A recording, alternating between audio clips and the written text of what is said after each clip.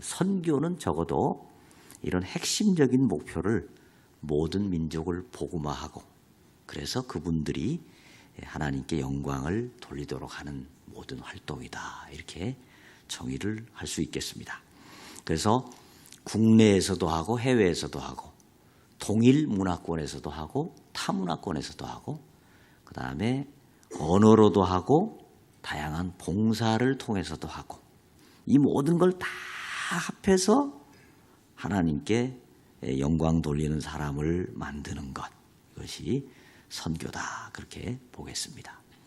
자 그렇다면 결국 이제 선교는 전 세계를 복음화하는 것을 목표로 하는데 현재 지금 얼만큼 그러면 복음화가 됐을까요? 대략 전 세계 인구를 지금 75억으로 생각을 합니다. 75억 중에 3분의 1씩 우리가 나눠서 생각해 볼 수 있는데요. 3분의 1인 25억은 그리스도인입니다. 예수님을 이미 아는 분들, 그분들이 약 25억쯤 된다고 봅니다. 그 다음에 또 3분의 1, 25억은 그리스도를 아는 사람들이 있는 지역에 있는 비그리스도인입니다. 그러니까 예를 들면 우리 한국 같은 데 있는 불신자들 이런 분들은 한국에 있는 성도님들이 그들에게 전도하고 선교할 수가 있죠. 그래서 25억 정도는 그런 환경 가운데 있는 분들이고요. 나머지 또 25억은 그 지역에 교회가 거의 없거나 또 복음을 전할 수 있는 여건이 안 된 그런 지역입니다. 그러니까 그런 지역에는 선교사가 가지 않으면 복음을 전할 수 있는 길이 없습니다. 그래서 우리가 그 두 번째 25억에 대해서도 선교를 해야 됩니다. 그렇지만 가장 우선적으로 선교를 해야 될 곳이 바로 세 번째 25억, 즉 선교사가 가지 않으면 복음을 듣지 못하는 지역, 그런 상황에 있는 분들에게 우선적으로 복음을 전해야 되겠다 이렇게 보겠습니다. 그래서 우리가 이제 선교를 할 때 몇 가지 기본적인 전략을 좀 생각해 볼 수 있겠습니다. 가장 첫 번째 중요한 전략은 미전도 지역 선교다 이렇게 보겠습니다. 아까 제가 그 세 번째 25억 말씀드렸죠. 거기는 선교사가 가지 않으면 복음을 들을 수 있는 길이 없습니다. 그렇기 때문에 그런 지역을 우리가 흔히 미전도 지역이라고 말합니다. 그 지역에 집중적으로 선교를 해야 된다라는 것입니다. 자, 그 마태복음 24장 14절 말씀 우리 다 함께 읽어볼까요? 시작. 이 천국 복음이 모든 민족에게 전파되기 위하여 온 세상에 전파되리니 그제야 끝이 오리라. 아멘. 모든 민족에게 천국 복음이 전파되는 때, 그때가 바로 끝이고 우리 주님의 재림이 있을 날이라. 그렇게 주님께서 말씀하셨습니다. 그러니까 모든 민족에게 복음이 전파된다는 것은 그 민족이 다 100% 기독교인이 된다라는 것은 아니고요. 적어도 복음적 교인이 3% 이상은 돼야 되겠다라는 것입니다. 여기서 복음적 교인이라는 것은 이름만 있는 교인이 아니고 열심히 교회에 출석하고 그리고 자기 입을 열어서 복음을 전하는 그런 분들이 3% 이상 있는 그런 지역을 바로 미전도 지역을 이제 벗어나는 것이죠. 그래서 온 세계에 적어도 복음적 교인이 3% 이상 될 때 우리 주님이 재림하신다 이렇게 보겠습니다. 전 세계에는 대략 수치는 굉장히 다양하게 나옵니다. 그러나 대략 한 16,000 종족 정도가 있다고 봅니다. 16,000. 그 중에 6,000개 종족이 아직 미전도 종족으로 남아 있습니다. 그리고 그 6,000개 중에서도 특별히 700개 정도의 종족, 숫자로는 한 6억 됩니다. 6억. 이 종족들이 최우선적으로 복음을 전해야 될 그런 종족들이 되겠습니다. 이 종족들은 보통 이제 뭐 이슬람이라든지 힌두교, 또 아주 강한 불교, 그리고 공산권 이런 지역에 있는 분들이 바로 이 미전도 지역에 해당이 되겠습니다. 우리 북한도 지금 그런 지역이죠. 그래서 하여튼 우리가 선교해야 될 대상들이 많이 있지만 특별히 미전도 지역에 조금 더 집중을 하는 것이 가장 효율적인 전략이다 이렇게 보겠습니다. 두 번째는 자립선교입니다. 오늘날 선교의 가장 큰 문제 중에 하나는 자립이 되고 있지 않는 것입니다. 선교사님이 선교를 시작하신 지 50년이 되고 100년이 됐는데도 지금도 현지 교회가 스스로 서지 못하는 그런 나라들이 있습니다. 우리도 자녀를 키워볼 때 제일 고민되는 것 중에 하나가 그런 거잖아요. 30살이 되고 40살이 다 돼가는데도 캥거루족으로 그냥 부모에게 의지하고 독립을 안 하는 거, 이게 제일 큰 문제죠. 그래서 선교도 마찬가지입니다. 스스로 독립해서 설 수 있도록 만들어야 됩니다. 왜냐하면 우리의 인력과 우리의 재력이 굉장히 제한되어 있습니다. 그렇지 않습니까? 우리 무한대로 인력과 재력이 있는 게 아닌데 얼른 선교지가 독립해서 자기들도 또 선교를 할 수 있도록 만들어야 됩니다. 그런데 계속해서 크질 않고 선교사만 바라보고 선교사만 의지한다면 그것은 심각한 문제가 아닐 수 없죠. 그래서 어떻게 하든지 빨리 자립을 시켜야 됩니다. 그래서 흔히 얘기하는 삼자 원리라는 것이 있습니다. 자전, 자립, 자치하는 교회. 여기서 이제 자전이라는 것은 선교사가 가가지고 뭐 차비를 주고 밥값을 주고 무슨 월급을 줘야만 전도하는 그런 게 아니고 돈을 받지 않고도 자기의 여건 가운데서 정말 그 복음이 기뻐서 복음을 전하는 우리 한국교회 성도님들과 같은 그런 성도님들이 돼야 되는 거죠. 그러니까 선교사가 지원을 하면 전도하고 아니면 전도 안 하는 그런 게 아니라 어떤 형편에 있든지 스스로 전도할 수 있는 그게 바로 자전입니다. 그 자전이 될 때 교회가 이제 스스로 자립이 되는 거죠. 왜냐하면 성도님들이 많아지고 스스로 서게 되는 것이죠. 그때 이제 또 자치가 되는 것입니다. 선교사님이 일일이 이거 해라 저거 해라 하지 않고 그 교회 목회자를 중심으로 성도님들이 서로 힘을 합해서 교회를 이제 자치해 가는 것. 이것이 바로 삼자 원리라고 할 수 있겠습니다. 자, 그래서 선교를 할 때 초기부터 자립 계획을 설정을 해야 됩니다. 그러니까 이제 선교사님이 가셔가지고 우리는 이 선교를 하는데 앞으로 10년 후에는 어느 정도 성장이 되고 그 다음에 10년 후에는 지금 현재 도와주는 것을 뭐 50%로 감축을 하고 20년 후에는 30%로 감축을 하고 뭐 30년 후에는 완전히 자립을 한다. 뭐 하여튼 쉽지는 않겠죠. 그러나 처음부터 선교를 시작할 때부터 자립 계획을 세워야 됩니다. 그리고 그 자립 계획을 선포하고 현지인들에게도 다 알려주고 공유를 해야 됩니다. 자, 우리 이제 1단계 자립 몇 년 남았다. 현재 우리가 몇 % 자립을 했다. 그러니까 우리는 더 열심히 해야 된다. 그리고 3단계가 되면 나는 떠난다. 뭐 이런 그 자립 계획을 세우고 함께 공유하면서 나아가야 됩니다. 요한복음 3장 30절 말씀 우리 다 함께 읽어볼까요? 거기 시작. 그는 흥하여야 하겠고 나는 쇠하여야 하리라. 아멘. 이게 세례 요한이 그의 제자들에게 예수님에 대해서 한 말이죠. 세례 요한의 제자들이 선생님 큰일 났습니다. 선생님보다 예수님이 훨씬 더 인기가 좋아집니다. 사람들이 그리 많이 몰립니다. 선생님 이거 인기 떨어지면 어떻게 해요? 그랬더니 세례 요한이 아니다. 예수님은 흥하여야 하겠고 나는 쇠야 된다. 이 정신이 선교사에게 필요합니다. 선교하는 교회에 필요합니다.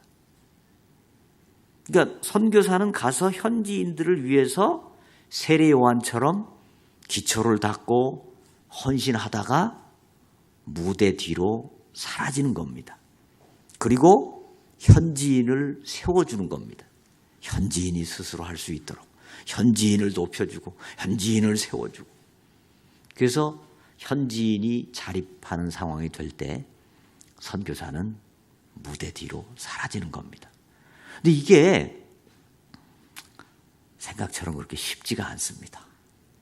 예를 들어서 제가 필리핀에서 사역을 할 때 저는 이제 신학교 사역을 좀 했었습니다. 제가 학생을 받아서 이제 훈련을 하고 키웠습니다. 근데 시간이 흐르면 그 학생이 이제 졸업을 하고 또 열심 있는 학생, 역량 있는 학생은 그 학교에 이제 교수가 되는 겁니다. 그리고 또 어느 정도 시간이 흐르면 이제 그 학생이 그 학교의 학장이 되고 총장이 되고 저는 그 학생의 밑에서 지도를 받는 사람이 되는 겁니다. 조금 쉽지 않겠죠? 네. 그러니까 선교사들이 그런 마음을 가질 수 있어요. 조금 덜 키우자. 그래야 내가 좀 위치를 가지고 있을 수 있다. 이렇게 생각할 수 있습니다. 그건 아주 잘못된 겁니다. 선교사는 세례 요한처럼 현지인을 세우고 자기는 사라져야 됩니다. 그리고 그 밑에서 사역을 하다가 또 새로운 개척지를 향해서 나아가야 됩니다. 그게 바로 자립선교입니다. 자립선교. 철저하게 현지인을 세우는 선교입니다. 그 다음에 세 번째는 성도를 세우는 선교입니다. 성도를 세우는 선교라는 얘기는 사람을 키우고 사람을 세우는 선교입니다. 우리가 선교를 할 때 물론 이 프로젝트 선교가 필요합니다. 막 대형 대학교를 세운다든지 대형 병원을 세운다든지 어떤 뭐 큰 복지 재단을 만든다든지 할 필요가 있습니다. 선교를 효과적으로 하기 위해서. 그런데요, 이렇게 대형 프로젝트를 하게 되면은 선교가 효과적으로 일어날 수도 있지만 문제가 뭐냐면 현지인들이 잿밥에 마음을 두는 경우가 있습니다. 열심히 전도하고 열심히 교회를 섬겨야 되는데 그 프로젝트 병원이나 뭐 대학교나 이런 데 와서 자기 직장 편안하게 잡고 출세하는 길로 생각을 할 수가 있습니다. 그리고 이런 뭐 대학교나 대형 병원을 짓게 되면 돈이 1년에도 막 수천만 원, 많은 경우 뭐 몇 억까지 들어갈 수 있습니다. 그럼 그걸 한국교회가 언제까지 대줄 수가 있을까요? 돈을 갖다 쏟아붓고도 결국 전도는 안 되는 그런 위험성이 또 있습니다. 그 다음에 선교사가 떠나는 날 그 대형 병원은 현지인들의 피 튀기는 싸움장으로 변할 수가 있어요. 대구에 있는 에락원이라고 있습니다. 미국 선교사님들이 대구에 오셔가지고 에락원이라고 하는 건 나환자들을 위한 큰 시설을 만들고 했는데 선교사님들 떠나신 이후에 한국 교회가 그걸 가지고 그냥 막 서로 그걸 차지하려고 그걸 통해서 이권을 얻으려고 많은 싸움을 한 그런 사례가 있습니다. 그러니까 프로젝트 선교가 필요하긴 하지만 될 수 있으면 최소화해야 됩니다. 돈을 막 수백억 갖다 부어가지고 대학교를 만들고 이런 거는 될 수 있으면 좀 자제할 필요가 있습니다. 그 다음에 한국교회가 잘하는 게 교회당을 지어주는 선교죠. 교회당을 그냥 딱 지어줍니다. 근데 교회당을 짓는 건 좋은데 그건 아주 필요합니다. 근데 교회당을 한국교회가 다 지어져 버리면 어떤 문제가 생기느냐. 현지인들은 이 교회는 선교사님 교회다 이렇게 생각을 합니다. 그래서 유리창이 깨져도 선교사님한테 갈아달라고 그러고 뭐 어디 지붕이 새도 선교사님한테 수리해달라고 그래요. 그러면 될까요? 안 되겠죠. 그 다음에 선교사님이 떠나면 현지인 목회자가 그 교회당을 팔아먹고 그 돈 챙겨가지고 자기 사업으로 가는 그런 참 심각한 경우도 있습니다. 그러니까 한국교회가 교회당을 지어주는 건 좋은데 최대한 현지인들이 짓도록 해야 됩니다. 현지인들의 피와 현지인들의 땀과 현지인들의 헌신이 그 기초가 되고 한국교회는 그 뒤에서 살짝 몰래 도와줘야 됩니다. 그래야 현지인들이 생각할 때 이건 우리 교회다. 우리의 피와 땀이 얽힌 교회다. 그래서 열심으로 충성 봉사하고 문제가 안 생깁니다. 그래서 큰 프로젝트를 하거나 또 교회당을 떡 지어주는 그런 선교보다는 좀 시간이 걸리고 어렵지만 현지인들을 한 명 한 명을 키워가는 한 분 한 분을 훈련해서 시간이 걸리고 어렵지만 그들을 키워내는 선교, 즉 성도를 세우는 선교가 중요한 전략이라는 것입니다.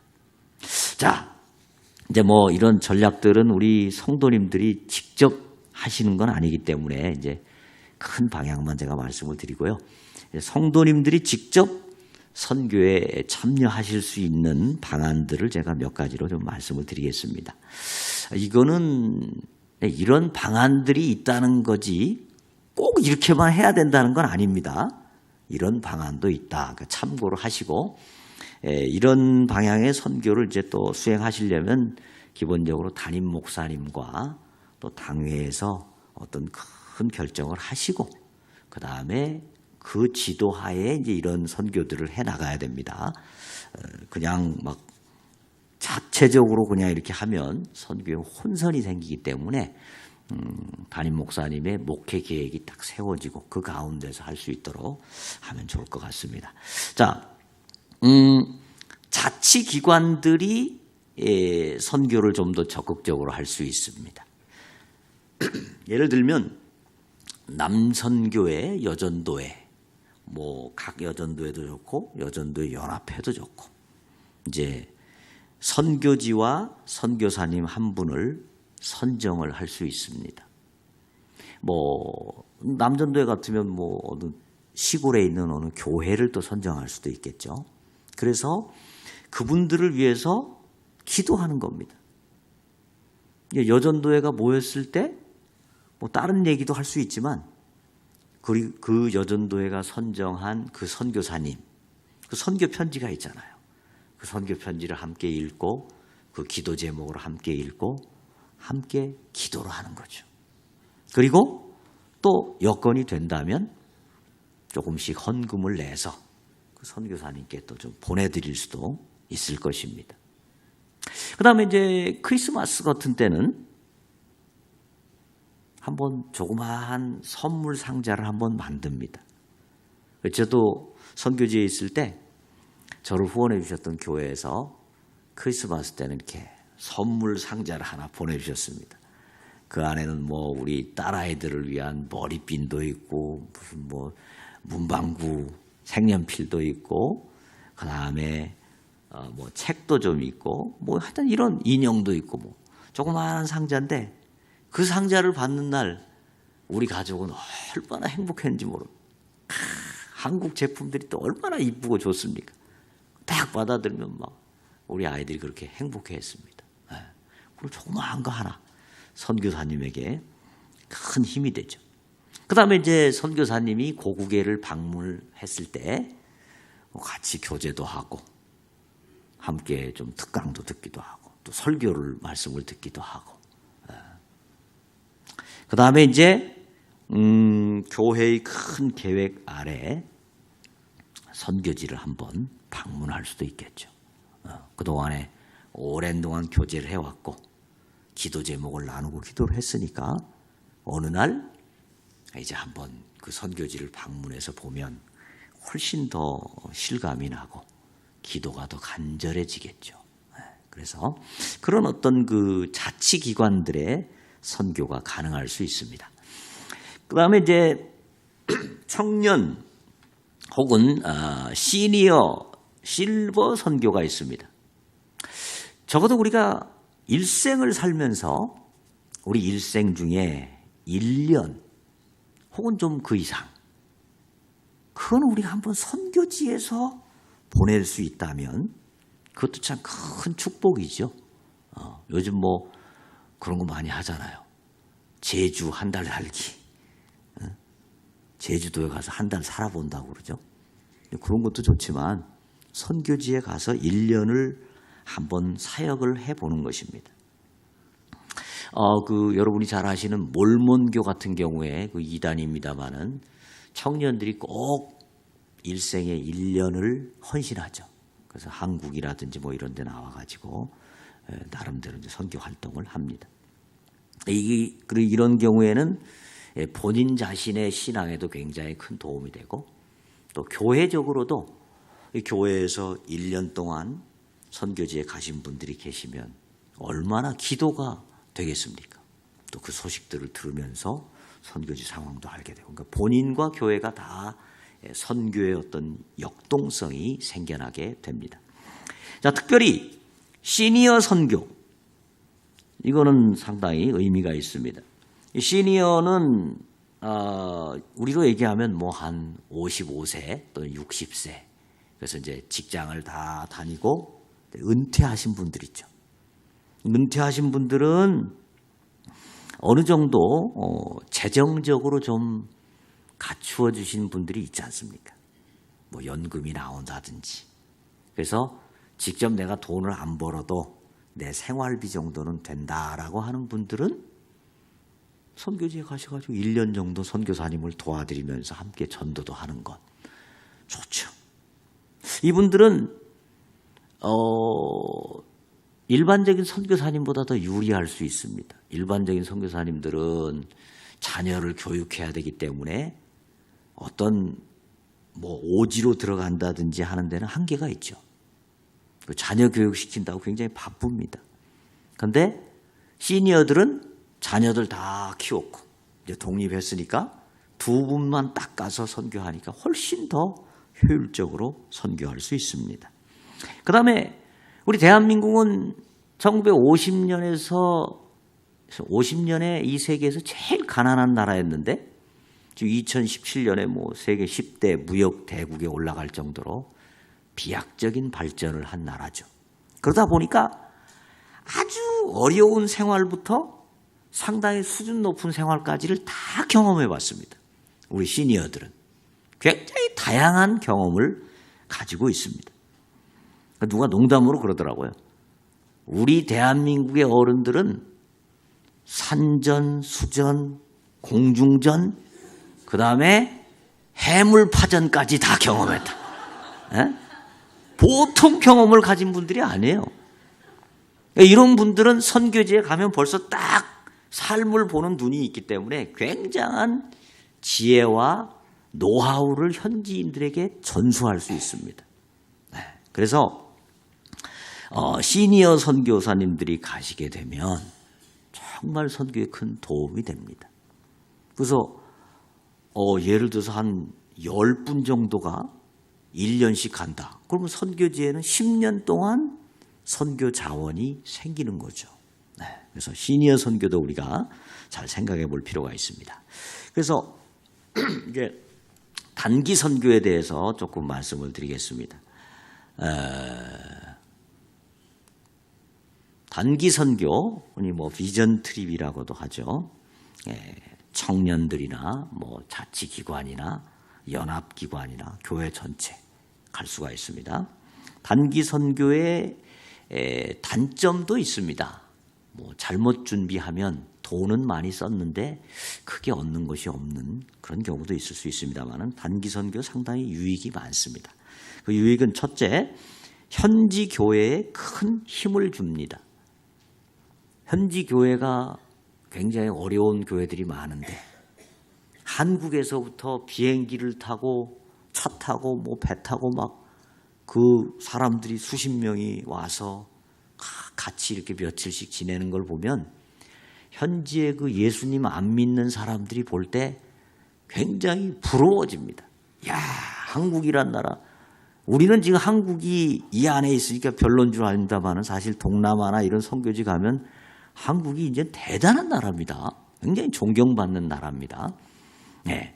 그래서 그런 나라에서 사람들이 와가지고 이렇게 함께 지내는 모습을 보면 현지인들이 굉장히 부러워합니다. 그리고 교회를 다시 보게 됩니다.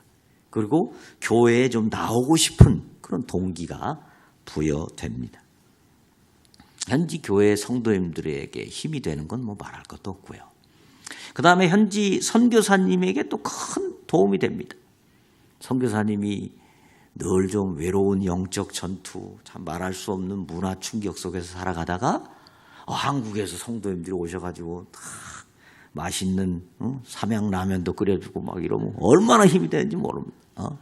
성도님들이 오셔서 선교사님 위해서 기도해 주시고 수고하신다고 그러고 막 힘이 나는 거예요. 그 선교사는 단기 선교팀이 올 때 정말 새 힘이 돋게 됩니다. 그 다음에 참가하신 분들도 신앙적으로 큰 도전이 됩니다. 우리 현지에 있는 그리스도인들이 핍박 가운데 있는 그리스도인들도 있고 참 어려운 상황 가운데서 신앙생활 하시는 분들이 많습니다. 그 필리핀에 보면 이프가오족이라고 있는데요. 산 위에서 사는 족들이 산에서 태어나서 산에서 살다가 산에서 죽습니다. 근데 그분들이 교회를 오실 때요. 수요일 날 같은 때 후레쉬를 켜고 오는데 거기 사는 데서 교회까지 1시간 이상이 걸립니다. 그 거리를 오다가 나무에다가 부딪혀서 머리가 다치기도 하고 그 다음에 구렁텅이에 빠져서 다리가 부러지기도 하고 별일이 다 있어요. 그런데도 그 거리를 와서 막 2시간, 3시간씩 예배 드리고 뜨겁게 찬양하고 말씀 듣고 그런 모습을 보면은 우리가 은혜를 끼치러 갔다가 오히려 우리가 은혜를 받아요. 내 신앙이 너무 나태해졌구나. 내 신앙이 너무 해이해졌구나. 굉장히 은혜를 받게 됩니다. 그 다음에 이제 준비하면서 또 선교를 수행하면서 전 교인들이 신앙이 성장됩니다. 그러니까 단기 선교 가기 뭐 6개월 전부터 1년 전부터 계획을 세워가지고 온 교회가 함께 기도합니다. 그리고 그 선교지에 가 있는 동안에 온 교회가 또 밤마다 모여서 또 기도합니다. 그러면 자기 자녀가 가 있고 자기 친한 같은 여전도 회원이 가 있고 그러니까 얼마나 기도가 절로 나오겠습니까? 그래서 굉장한 유익이 있습니다. 그래서 단기 선교 준비는 우리가 몇 가지로 생각해 볼 수 있는데 이건 여행이 아니라 훈련임을 인식해야 됩니다. 훈련은 힘든 거죠. 힘듭니다. 여행은 뭐 좀 쉬울 수 있지만 그래서 우리가 한국 사회가 이제 워낙 잘 살잖아요. 제가 뭐 영국도 가보고 뭐 선진국들 많이 가봤습니다만은 한국만큼 깨끗하게 잘 사는 나라도 드물더라고요. 목욕탕 영국 집에 어떤 집에 이제 제가 하숙을 하면서 목욕탕 보니까 이 목욕탕 화장실 문이 옛날에 이렇게 손으로 이렇게 띡 해가지고 하는 거 있잖아요. 그렇게 돼 있어요. 상당히 한국이 잘 삽니다. 그러니까 이제 잘 사는 나라에 있다가 선교지에 가 있으면 상당히 불편한 점이 많이 있죠. 그래서 이건 훈련이다. 이걸 딱 인식을 하고 기도 준비를 많이 해야 됩니다. 단기 선교를 가시는 분들뿐 아니라 모든 성도님들이 기도 준비를 많이 해야 돼요. 그래서 첫 번째는 마음의 불순물들이 사라지도록 기도해야 됩니다. 우리 마음은요, 편한 것 좋아하고 즐기는 것 좋아하고 그 다음에 나를 자꾸 내세우는 거 좋아합니다. 그게 우리 마음입니다. 근데 이런 마음 가지고 선교지에 가면 선교가 안 됩니다. 사탄의 괴계가 일어나가지고 싸움이 일어나든지 막 섭섭한 마음이 생겨가지고 삐지든지 선교지 가가지고 막 삐지고 싸우고 이러면 되겠습니까? 네. 마음이 딱 하나로 모여지도록 마음의 불순물들이 다 제거되고 사단의 괴계가 완전 차단될 수 있도록 기도를 많이 해야 됩니다. 현장에서 또 효과적인 열매가 맺어질 수 있도록 기도를 많이 해야 됩니다. 그래서 준비 훈련이 또 많이 필요합니다. 타문화 공부를 해야 됩니다. 타문화는 우리 문화와 어떻게 다른가? 그 문화를 어떻게 이해해야 되는가? 예를 들어서 뭐 대부분의 동남아시아 지역 사람들은 왼손으로 화장실에 들어가서 대변을 본 뒤에 처리를 한단 말이죠. 왼손은 굉장히 좀 불결한 손이라고 생각을 합니다. 그런데 왼손으로 사람을 만진다든지 왼손으로 악수를 한다든지 왼손으로 물건을 준다. 이건 굉장히 기분 안 좋게 생각할 수가 있습니다. 반드시 오른손을 사용해야 된다라든지 이런 하여튼 문화 공부를 좀 할 필요가 있습니다. 그다음에 체력 훈련도 많이 해야 됩니다. 가서 한 일주일 이렇게 있으려면 미리 체력이 돼야 되죠. 순종 훈련, 그다음에 필요시 예방 접종 같은 거 많이 해야 됩니다. 자, 그다음에 단기 선교시 사역은 우리가 원하는 사역이 아니라 현장이 필요로 하는 사역을 해야 됩니다. 많은 경우 막 보여주는 뭐 태권도 무슨 시범 무슨 뭐 부채춤 뭐 그다음에 막 전도 막 이런 거를 하려고 하는데 그것이 가능한 지역이 있고 그런 게 불가능한 지역들이 있습니다. 오히려 조용히 은밀하게 선교해야 되는 지역들도 있습니다. 그러니까 현장이 뭘 필요로 하는지 선교사님에게 물어보고 미리미리 그것을 준비해야 됩니다. 그 다음에 장기적인 선교에 도움이 되는 사역을 해야 됩니다. 우리 생각에는 막 가서 뭐 땅밟기를 하고 주여 삼창을 하고 막 크게 하면 좋겠지만 그러면 현지에 남아있는 선교사님이 쫓겨나는 수가 있습니다. 그러니까 우리만 생각하면 안 되고 현지 선교사님이 장기적으로 효과적으로 선교할 수 있도록 우리가 도와야 됩니다. 선교지 상황은 항상 급변할 수 있으므로 선교사님의 안내를 전적으로 받고 순종해야 됩니다. 자, 그 다음에 이제 우리가 선교를 갔을 때 관계 문제가 상당히 중요합니다. 선교사님을 우리 기준으로 쉽게 판단할 수 있습니다. 예를 들면 뭐 많은 선교지가 이제 더운 열대 지역이니까 집이 보통 이렇게 2층으로 되어 있는 경우가 많습니다. 그리고 집이 좀 큰 경우도 많습니다. 근데 한국 사람들이 주로 좁은 곳에 살다가 선교사님 집에 가보니까 막 집이 2층으로 되어 있고 이러면은 시험 드는 경우가 있어요. 나 선교사님 뭐 이렇게 잘 살아? 그게 아닙니다. 더운 지역이기 때문에 그렇게 살 수 있습니다. 그 다음에 또 어떤 경우 뭐 선교사님이 가정부를 둔다든지 또 운전기사를 두고 이렇게 사역을 하는 경우가 있습니다. 그럼 또 시험에 들어요. 선교사님 무슨 가정부까지 두고. 근데 때로 전도를 위해서 가정부나 또 기사를 둘 수도 있습니다. 굉장히 인건비가 좀 저렴하니까. 우리는 상황을 잘 몰라요. 우리는 잠시 갔기 때문에. 그러니까 우리의 눈을 가지고 선교사님을 너무 판단하는 것은 상당히 자제해야 됩니다. 나름대로 다 이유가 있고 상황이 있으리라. 그렇게 짐작을 하는 게 좋습니다. 그 다음에 선교사님들에게는 남모르는 고충이 있음을 이해해야 됩니다. 한국 같으면 전화 한 통하면 해결될 일이 3개월이 돼도 해결 안 되고 6개월이 돼도 해결 안 되는 그런 문제들이 참 많습니다. 그 다음에 현지인들과의 관계 문제가 참 어려운 경우도 있고요. 그 다음에 뭐 모기, 벌레, 그다음에 살 속으로 막 들어와 가지고 그 빨래 그 유충이 있다가 살 속으로 들어와서 막 사람을 괴롭히는 그런 벌레도 있고 뭐 또 뱀 때문에 괴롭기도 하고 온갖 애로사항이 많이 있습니다. 그래서 선교사님을 좀 위로해야 돼요. 네. 저도 옛날 선교지에 있을 때 한날은 어디 갔다 오니까 집사람이 저를 아주 굉장히 황급하게 부르더라고요. 왜 그러냐 그랬더니 지금 저 부엌에 싱크대 밑으로 지금 뱀이 들어갔다는 거예요.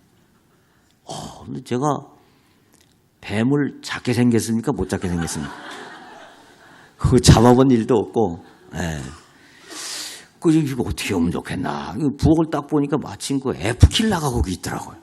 F킬라를 그냥 잔뜩 뿌려놓고 그날은 이제 2층에 올라가서 잤습니다. 저희 집도 1층은 주로 부엌과 응접실이 있고 2층이 거실인데 올라가 잤습니다. 자고 이제 그 다음날 어떤 그 주변에 있는 다른 선교사님들한테 그 얘기를 했어요. 어제 우리 집에 뱀이 들어왔는데 이거 어떻게 하면 좋냐고 했더니 그분이 큰일 납니다. 필리핀 뱀은 들어올 때는 지발로 들어오지만 나갈 때는 절대 지발로 안 나갑니다. 몇 개월이든 1년이든 집에 있는다는 거예요. 그 소리를 들으니까 아이고 우리 집사람이 이거 설거지 하다가 물리면 내가 호랩이 되겠구나 싶어가지고 이거 어떻게 잡아야 되겠어서 이제 장화 신고 막 장갑 끼고 고무장갑 끼고 이제 모자 쓰고 막 몇 분의 도움을 받아가지고 뱀 소탕 작전에 들어갔습니다. 막 싱크대 그릇 하나씩 다 이렇게 막대기 가지고 막 해가지고 가까이 가면 잠도 물리니까 해서 하루 내내 찾는데도 없어요. 3일을 찾아도 없어요. 지금까지 안 나왔어요. 그 뱀이. 아마도 제가 생각할 때는 그 F킬라의 효력이 있지 않았을까 그렇게 생각합니다. 뱀이 들어올 것 같은 데는 F킬라를 꼭 뿌리셔야 돼요. 그 다음에 현지인들을 너무 쉽게 대하면 안 됩니다. 우리가 현지인들을 보면 되게 막 조금 꼬질꼬질해 보이고 좀 게으르고 굉장히 책임감도 없고 이런 경우가 있어요. 그 동남아에서 온 분들 보면 좀 이렇게 외형적으로도 좀 그런 느낌이 있지 않습니까? 그 우리는 상당히 속으로 은근히 무시하기가 쉬워요. 절대 그러면 안 됩니다. 우리가 속으로라도 무시하는 마음을 갖는 순간 현지인들은 그걸 알아챕니다. 그리고 마음 문을 닫게 됩니다. 여러분, 못 배운 사람일수록 자존심이 더 강합니다. 예를 들어서 뭐 대학을 나오고 뭐 공부 꽤나 한 분한테 그것도 몰라 그러면은 넘어갈 수 있어요. 근데 진짜 초등학교 정도밖에 못 나오셔가지고 굉장히 나름대로 이 컴플렉스가 있는 분한테 그것도 몰라 그러면 어떻게 되겠어요? 굉장히 상처를 받습니다. 그러니까 가난한 현지인들일수록 자존심은 더 세요. 무시를 당한다든지 모욕을 당한다든지 그러면 못 참아요. 심한 경우에 칼을 들고 달라드는 그런 경우도 있습니다. 그 필리핀에도 보면 한국 사람을 납치해가지고 죽이고 그런 게 뉴스 몇 번 나왔잖아요. 그런 게 다 그런 건 아니지만 그런 그 현지인들을 대할 때 우리가 굉장히 조심해야 될 일들입니다. 또 주의사항을 우리가 몇 가지 생각할 수 있는데요. 하여튼 선교지를 가든 여행을 가든 여권과 비행기표 너무너무 중요합니다. 제가 한 번은 저희 파송교회에서 청년들이 50명이 왔습니다. 여러분 50명이 왔는데 제가 이제 여권 비행기표를 다 걷어가지고 그 제 사무실 책상에다가 딱 보관을 해놨습니다. 그 이제 마지막 날 떠나는 날 아침에 이제 컵라면을 전부 하나씩 먹었는데, 저희 둘째 딸 아이가 그때 한 3살쯤 됐는데, 컵라면을 누가 이제 물에 따라줬나 봐요. 거기 앉아서 먹으면 될 텐데 이 녀석이 뭐 한다고 또 컵라면을 들고 저한테 압박으로 오다가 이 가슴에다가 이걸 덜컥 부었어요. 컵라면을. 그 제가 이제 정신이 없어서 얘 치료하다가 그냥 떠난 거예요. 공항으로. 그 공항에 이제 가다가 무슨 뭐 어디 쇼핑을 좀 하자고 그래갖고 거기서 내려서 쇼핑을 하는데 어떤 청년이 저한테 선교사님 비행기표하고 여권은 어디 있어요? 그 얘기를 듣는 순간 제가 갑자기 그냥 필름이 끊어졌어요. 큰일 났구나. 이 필리핀 교통이 보통이 아니거든요. 이걸 갔다 와야 되는데 시간이 잘 안 될 것 같아요. 그때 이제 제가 조금 지혜가 있었으면 누군가에게 부탁을 해서 그걸 가지고 공항으로 가지고 오라고 그래야 되는데 너무 당황을 하니까 머리가 안 돌아가지고 운전기사한테 이 사람들을 데리고 공항에 가라. 제가 이제 그 여권 비행기표를 가지러 간 거예요. 그런데 다행히 저는 갔다가 공항까지는 갔어요. 시간 전에. 근데 무슨 문제가 생겼는 거 아니? 1시간을 기다려도 이 청년들이 나타나지를 않고, 그때는 뭐 핸드폰도 잘 안 돼 있으니까 연락이 안 되는 거예요. 근데 또 필리핀은 뭐가 문제냐면 공항에 현지인들이 자꾸 들어가가지고 쓰리하고 뭐 가방 들어주고 돈 1달러, 10달러 달라고 그러니까 아예 국가에서 여권과 비행기표가 없는 사람은 공항 자체를 못 들어가게 막아버렸어요. 경찰이 딱 지킵니다. 그래서 제가 그 여권과 비행기표가 있는데도 제게 아니니까 못 들어가고 이제 발만 동동 구르고 있는데, 이 필리핀 마닐라에 공항이 2개가 있습니다. 신공항이 있고 구공항이 있는데 이 운전기사가 청년들을 구공항에다 데려다 주고 가버린 거예요. 구공항에서 신공항까지 1시간 정도로 와야 됩니다. 그러니까 이 청년들이 기타 메고 전자올건 메고 온갖 물건 들고 그 더운 여름에 1시간을 뛰어서 이제 그 신공항으로 온 거예요. 제가 참 얼마나 난처한지. 근데 이제 그때가 휴가 끝나는 피크여가지고 이 여행사가 비행기표를 일부를 팔아버린 거예요. 50명 중에 13명이 비행기를 타지를 못했습니다. 37명은 비행기를 탔는데. 제가 이제 담임 목사님께 보고를 하는데, 진짜 입이 10개라도 할 말이 없더라고요. 뭐라고 얘기를 하겠습니까? 담임 목사님은 또 뭐라고 교인들에게 광고를 하시겠습니까? 진짜 참 너무너무 난감했습니다. 그래가지고 이제 그날 저녁에 13명이 이제 저희 집에 와가지고 그날부터 이제 기도하는 거예요. 매일 기도해가지고 제일 먼저 가야 될 사람부터 딱 서열을 정해가지고 기도하는 거예요. 기도하고 이제 아침마다 공항으로 가는 거예요, 무조건.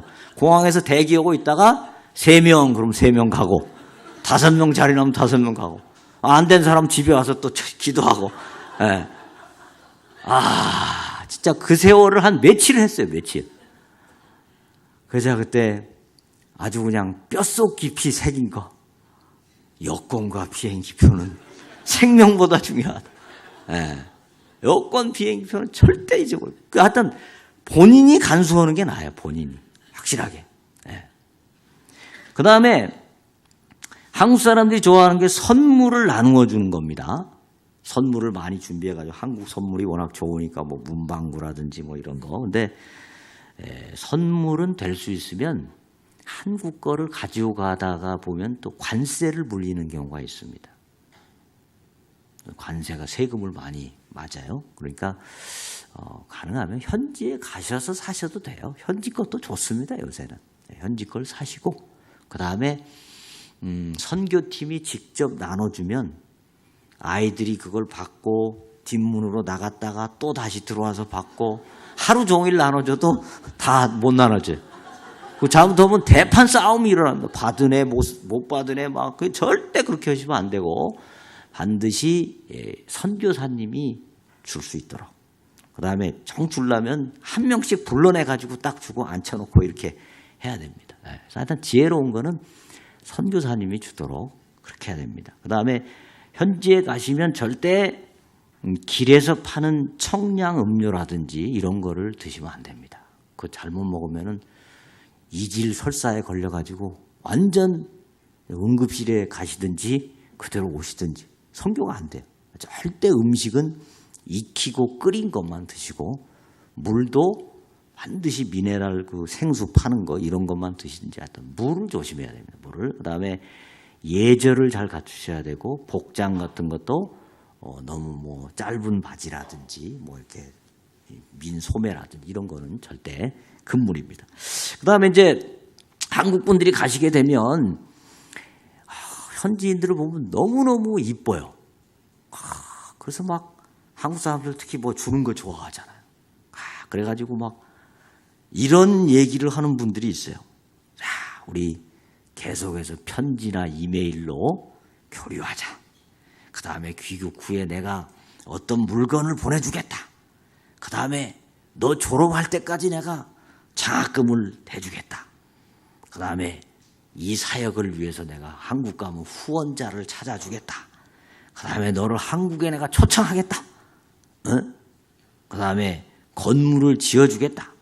그 다음에 이 딸을 내가 입양해가지고 뭐 우리 딸로 키워주겠다. 그때는 은혜가 충만해가지고 뭐 이런 소리가 막 나와요. 근데 한국에 돌아와가지고 문제는 이걸 까마득히 잊어버린 경우가 많습니다.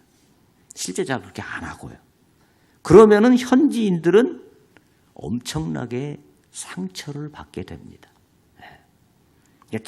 절대 이런 말을 하시면 안 됩니다. 안 되시고 이렇게 하고 싶으시면 선교사님을 통해서 잘 지혜롭게 해가지고 한국 가서 진짜 자기가 할 수 있는 여건이 될 수 있을 때 하는 것이 좋습니다. 그래서 절대 선교지 가셔가지고 허풍을 떨지 마시기를 바랍니다. 근데 그렇게 하고 싶어요. 선교지에 가면. 자, 그래서 귀국 후에는 이제 여러분들이 예배 시에 보고를 하고 또 기도를 하게 됩니다. 뭐 동영상을 좀 잘 만드셔가지고 동영상을 성도님들에게 보여드리고 또 한두 분이 나오셔서 뭐 간증을 좀 하실 수도 있고 이런 순서들을 통해서 성도님들도 선교지에 대한 이해를 좀 더 넓히게 되고 모든 교회가 다 선교에 대해서 굉장히 깊은 관심을 갖고 또 헌신하게 됩니다. 그 다음에 또 자치기관에서도 또 보고를 하고 함께 이제 기도를 하죠. 선교지를 갔다 오셨으니까 상황을 더 잘 알게 되고 그래서 자치기관이 모여가지고 뭐 잘못하면 좀 상처 주는 얘기들을 할 수 있잖아요. 그런 얘기 하지 마시고 오직 선교를 기도하고 선교를 나누고 그런 자치기관으로 거듭날 수 있을 것입니다. 그 다음에 이제 선교지와의 지속적인 기도 관계를 유지하는 거죠. 그래서 선교사님과 계속 기도 제목 나누고 함께 모여서 기도하고 또 오시면 잘 또 대접해드려서 힘이 나게 하고 그래서 교회 전체가 선교에 깊은 관심을 갖고 헌신하는 교회가 되면 자연스럽게 교회도 뜨거워지고 또 교회에 큰 유익이 되리라고 생각이 됩니다. 하여튼 그러나 이제 아까 서두에서도 말씀드렸다시피 담임 목사님을 중심으로 전체적인 목회 계획이 세워지면서 함께 가도록 하는 것이 매우 중요합니다. 우리 함께 기도하겠습니다.